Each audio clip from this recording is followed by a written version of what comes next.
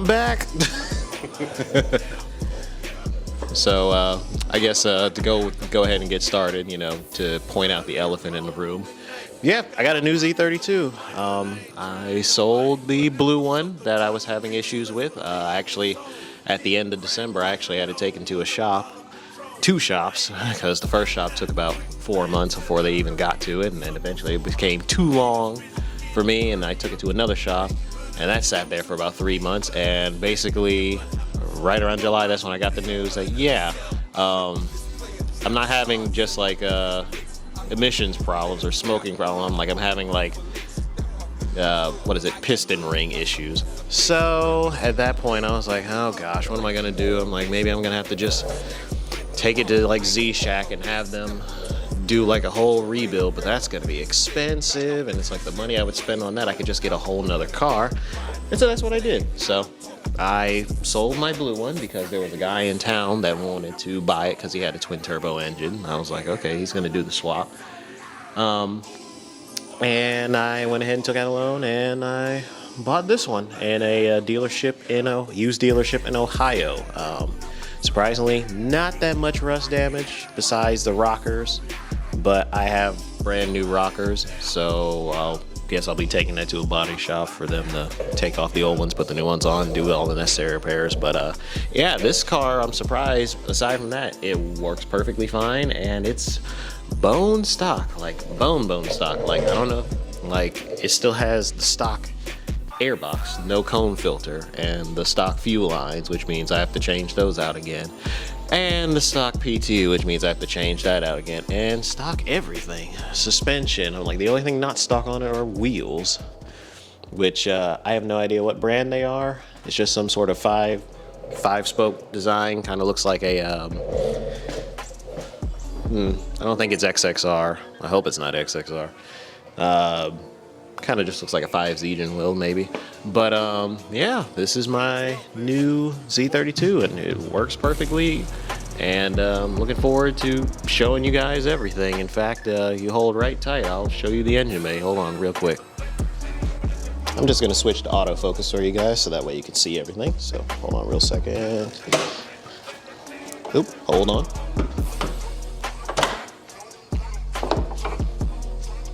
Alright, so yeah, bone stock.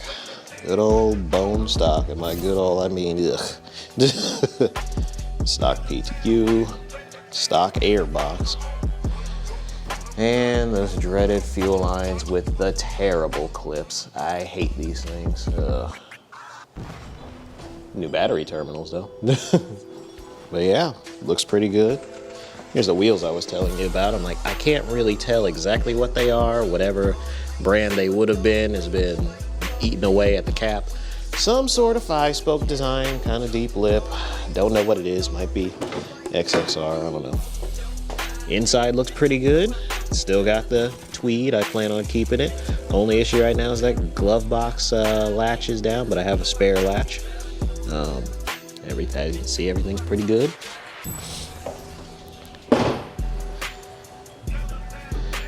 Oh, yep. I took that off earlier because I was trying to mount the camera, and well, you'll see that clip later on. It didn't really turn out pretty well.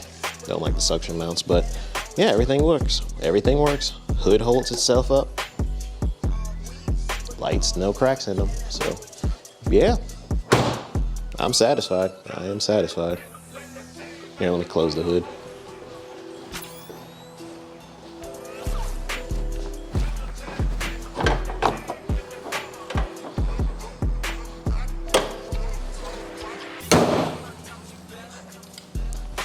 That's probably the thing I'm most happy about, is that all the panels line up, because you remember with the blue car, it was kind of crooked on one side, so not too bad, not too shabby.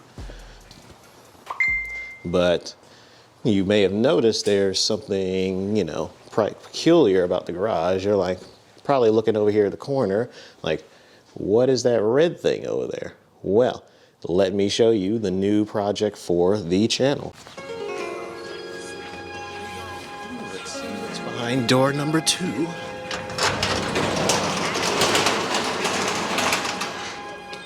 Ta-da!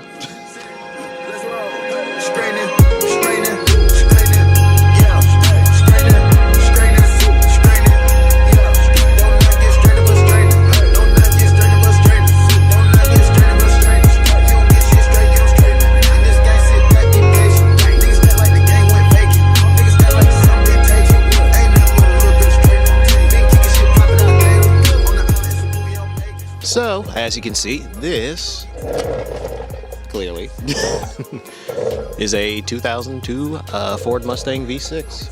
And this is the primary drift car that we'll probably be building for the channel, as parts for this are just really, really cheap in comparison to that Z over there. That Z is a fucking money pit. But this is actually my brother's car. He's kind of a bit done with it. He's had a bit of issues. I think it's mostly just out of being a first-time manual car for him. It was the first like stick shift car I gave him besides the Cavalier, which by the way, the Cavalier is still coming back. It's just sitting at the shop right now. I just got to pay to get it out. Transmission issue. Same with it seems like everything has transmission issues. This one too. I've already replaced a bunch of things on this flywheel, clutch, cable, throwout bearing, the clutch fork, the quadrant, the pedals, and the e-brake. Basically everything transmission-wise has been done for this, and this has a low mileage engine. So even though this is at 204,000, it's really got an 80,000 mile engine in it. Not too shabby. It's quite beat up, but seems like it's a perfect car for use for drifting because, you know, it's already beat up. I don't have to really care about it. It cleans up real nice whenever it gets wet. Like this faded red color starts turning a nice glossy red. I don't know why. I'm like, I guess a nice wax would actually bring it back. But yeah, I'm pretty satisfied with this car in and out. I'm like, it's a bit ratty, it's a bit dirty, but you know, gives us a good starting point, and I'm very much looking forward to going on this journey with you guys going forward. I think building stuff for this will be quite a lot easier than doing stuff for the Z, which is why I'll probably be focusing on this a bit more, as I need the Z to kind of be just like a backup car in case something goes wrong with this, and then vice versa. And then if those two go wrong, then I have the Cavalier. So now that you've seen the Z and now that you've seen this Mustang, you're probably wondering, so what's going on with that third car that's in there? And well, let me go ahead and tell you. So yeah, this car I had really hoped that we were going to actually get working on and started, but at this point I've kind of come to an ultimatum that I think I'm actually going to get rid of this one. I think I'm going to junk it, which is sad because this is my first car. This is my 1995 Toyota Camry. It's the first car I ever had. It's the first car I ever worked on, did a whole bunch of stuff to, you know, suspension, changing the steering wheel, doing all the ricer things you do when you first get started with modifications. But I'm like, it was a learning tool, and I really hoped that I was going to continue this build, but with the space that I have in here, I kind of need a bit more. Especially, I'm like, you know, I already have 3 going. With the Mustang being added, it's basically giving me 4 cars now. Girlfriend plans on moving in, and she has her 4Runner. I'm just like, we just don't have enough space over here, so I'm gonna have to make a little sacrifice and get rid of the one car that doesn't even have an engine right now because it's at my mom's house. But I'm gonna keep that engine, definitely. I need something to kind of practice on, and you know, it'll be a nice remembrance of it. That way, whenever it comes time to buy another Camry, we can just throw that one in there. But yeah, this one's saying goodbye, and I am a little heartbroken by it because I'm like, I really don't like selling things. Or getting rid of things. It was already hard enough to get rid of the Z, but I had so much issue with it for like, you know, fucking 8 months that it became more or less, it was just better to just get rid of it anyways, because I didn't really get to grow much of an attachment to it like I thought I would. But this one, I'm like, yeah, this is my baby here. As dirty and roughed up as she is, I'm like, this one taught me quite a lot. So here's to you, old cheesecake. Which, yeah, the name is Cheesecake. I'm like, go ahead, laugh it. But yep, getting rid of this one. Oh man, so many memories with this. But yeah, so that is the update. What I plan on doing with this garage is that you see how I can fit 3 cars in here. So what I end up planning on doing is, again, plan to get a separate garage for that Z, park the Mustang outside, and then park the Cavalier over here but diagonally sideways, so that way I have room to work on the left side, room to work on the right side, and then girlfriend could just park over there where she needs to over there by the door and be out of my way. But let me go ahead and take this camera off the swivel and show you all the stuff I got around here so you can see. You might get excited for the Cavalier build when it gets back next month. Don't make fun of my ashy elbows. So I have been hunting while you guys have been gone, and I've gotten quite a lot of stuff, if you haven't noticed. 95 bumper, 2000, 95 bumper up top, 2002 bumper over here, RK Import Fighter side skirts, LS Sport Cavalier rear bumper. I got the entire Sunfire frame for the interior. They're getting stitched right now. And if we look back here, actually, no, follow me. Don't fall, don't trip, don't fall.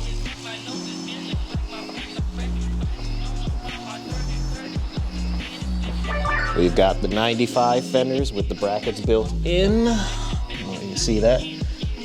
Oh, let me turn the polarization on the ND filter. We got a hood for a 95, and if you look down here, boop, boop, boop, boop, supercharger. Thank you, Chad Rottingham. And there's also there's some baby blue valve colors for the Mustang, but we'll get to that another day. But yeah, I have been hunting while you guys have been gone, and I've gotten quite a lot of stuff. That's why this garage is kind of ratty right now. It's just filled with Cavalier parts. There's carpet over there. And some of the stuff ain't even around. Like I had some things detailed, or not detailed, what's the word? Upholstered. So like, you know, I got the vents for the inside, and then there's a little cowl panel that goes on the top, and there's some rotors over there and the intake stuff, and got quite a lot. So let me go inside and get to the grand finale where this video is going. Ooh, that's bright. I am terribly sorry, y'all. There you go. Sorry.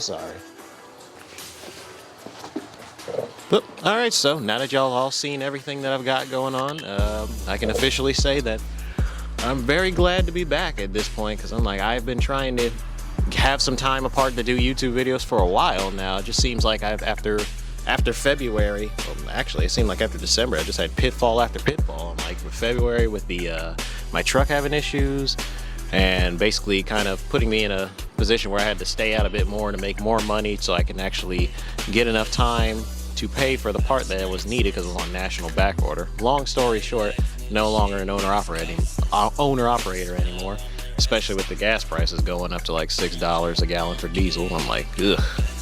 Put me out of a job. So I'm like, now I'm back to company driver, so that means not really having as much time off as I needed to. So that pretty much explains why the scheduling has been off, and with the Z being gone and the Cavalier being gone and not really having anything to ride around with. I'm like, I was using that Lexus for the meanwhile, and that really was kind of putting a damper on my plans. But now we finally have 1, 2, and you know, the Cavalier's not here yet, but by December it should be here.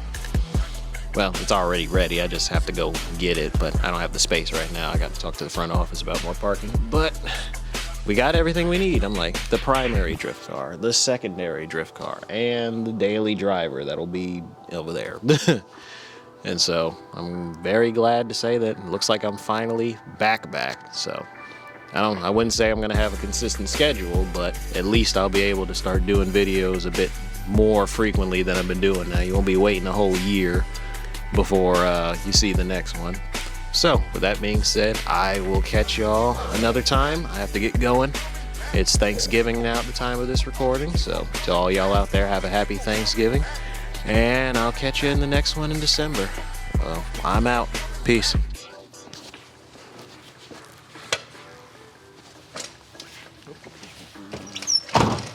Put you inside.